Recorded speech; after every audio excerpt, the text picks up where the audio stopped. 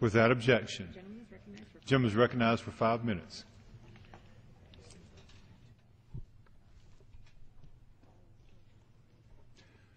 Mr. Speaker, today I introduce H.R. 5353, the War is Making You Poor Act.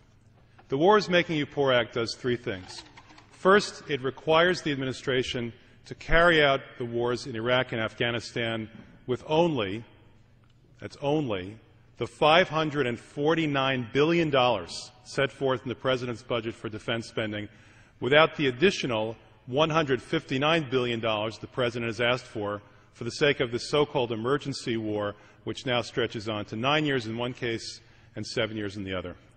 My view is that $549 billion is enough for these wars or any other wars the President plans to engage in. What this does, secondly, is that it takes the money that is saved from the war separate allocation, and it uses that for a very important purpose with our economy the way it is and people in America suffering. It takes that money, or 90% of it, and it uses that to make $35,000 of everyone's income in America tax-free and $70,000 for married couples. Let's be clear about that. Let's be clear about what I said. With the money that is being saved by the War is Making You Poor Act, we can give $35,000 of every American's income. We can make that tax-free and $70,000 for married couples. And in addition to that, it takes the remaining money and reduces the federal deficit and the federal debt. I think those are three things, all of which need to be done. This bill brings them all together. Let's start with the fact that the administration has asked for $549 billion to basically keep the lights on at the Pentagon, and beyond that asked for another $159 billion for the wars. Let's see exactly how much that means. On this chart here, you can see that the U.S. military spending is as much as the entire rest of the world combined. As much as the entire rest of the world combined. And in fact, the ones who come in second are our NATO allies in Europe, who I don't expect to be attacking us anytime soon. Beyond that, you have to go all the way down to China to get to any country that is conceivably ever going to be a military enemy, and we outspend China by over 5-1. Beyond that, we get into our allies in East Asia and Australia, and you have to go all the way down to Russia, whom we outspend by almost 10-1, before you get to any country that could conceivably be a military opponent. Why is this necessary?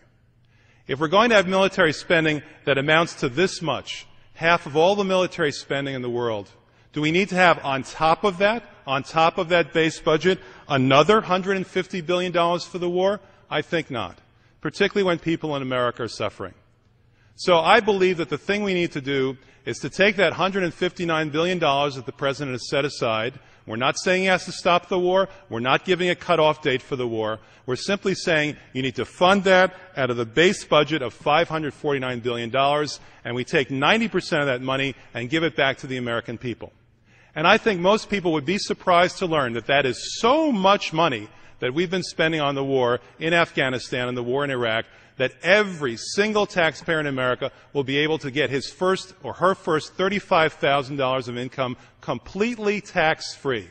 You won't see $1 in tax until you make more than that. And in fact, almost a third of Americans don't make more than that, so they will simply be excused from the federal income tax system, and all we need to do is to stop separately funding the wars in Iraq and Afghanistan. Now, I've heard a lot of complaints from the other side and many complaints from people on our side about the federal debt and the federal deficit. Here's something concrete that you can do. If this bill passes, we'll be able to reduce the federal deficit by $16 billion. You don't have to take my word for it. It's already been scored by the Joint Committee on Taxation. The Joint Committee on Taxation staff has determined that the tax cut that's needed to give every single person in America $35,000 tax-free, their first $35,000, would cost less than the wars and would leave over after that another $16 billion. Mr. Speaker, this is an idea whose time has come. It's time for the American people to see that there is no longer any need to go beyond the base exorbitant defense budget that's presented to us by the President, notwithstanding the fact that there are wars in Afghanistan and a war in Iraq. It's simply not necessary. You can see for yourself, enough is enough. $549 billion is plenty, particularly when we're using the Chinese credit card to pay for it all.